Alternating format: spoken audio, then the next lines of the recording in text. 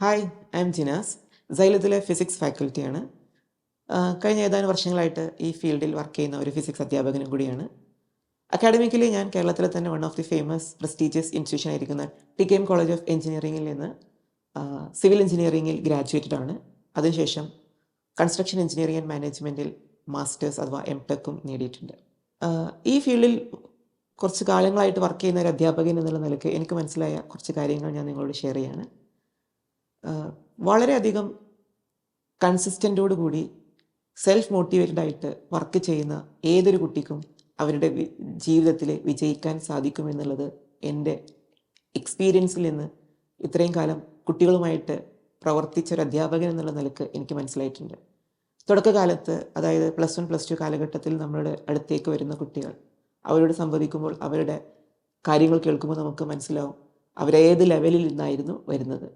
പക്ഷെ 2 വർഷം അല്ലെങ്കിൽ അതിനുശേഷമൊക്കെ അവർ പഠിച്ചെടുത്ത് കേരളത്തിലെയും അതുപോലെ തന്നെ കേരളത്തിനകത്തും പുറത്തുമുള്ള പല പ്രസ്റ്റീജിയസ് ഇൻസ്റ്റിറ്റ്യൂഷനുകളിൽ MBBS ആയിട്ടും മറ്റ് പ്രൊഫഷണൽ കോഴ്സുകളായിട്ടും എഞ്ചിനീയറിങ്ങിലും IIT-കളിലെല്ലാം പഠിക്കുന്ന ഒരുപാട് വിദ്യാർത്ഥികൾ എൻ്റെ സ്റ്റുഡൻസായിട്ട് ഇപ്പോൾ പഠിച്ചുകൊണ്ടിരിക്കുന്നുണ്ട്, പഠിച്ചു കഴിഞ്ഞവരുണ്ട്.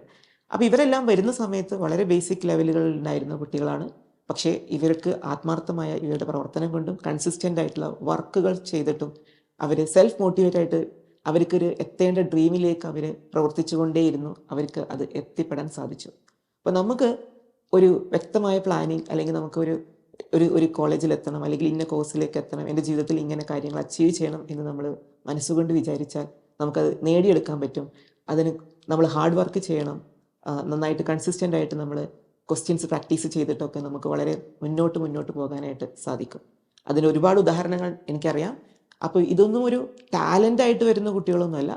അവർ നേടിയെടുക്കുന്ന അവരുടെ സ്വപ്നങ്ങൾക്ക് വേണ്ടിയിട്ട് അവർ നേടിയെടുത്ത് അവർ ആ ഭാഗത്ത് അങ്ങോട്ടേക്ക് എത്തിപ്പെടുകയാണ് ചെയ്യുന്നത്. ഞാൻ എൻ്റെ ഒരു അനുഭവം കൂടി പറയാം. ഞാൻ ഈ വരുന്ന സെപ്റ്റംബർ ഇൻടേക്കിൽ യു കെയിലെ ലിവർപൂൾ യൂണിവേഴ്സിറ്റിയിൽ post graduate certificate in education PGC with QTS എന്ന് പറയുന്ന കോഴ്സിന് ജോയിൻ ചെയ്യാൻ പോവാണ്.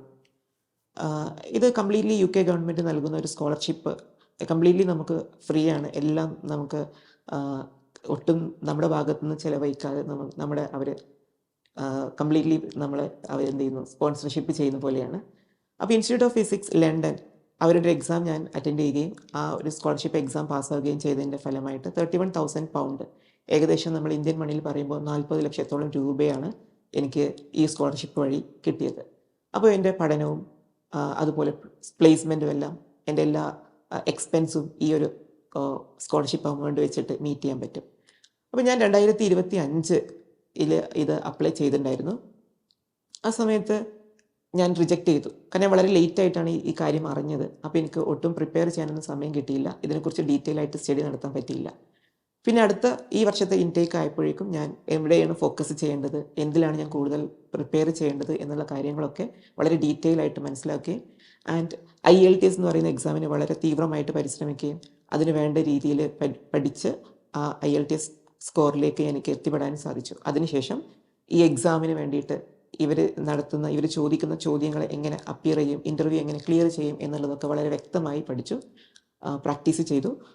വീണ്ടും നമ്മൾ തന്നെ സെൽഫായിട്ട് അത് പ്രാക്ടീസ് ചെയ്ത് പഠിക്കുകയും ചെയ്ത് ഞാൻ നേടിയെടുത്തു.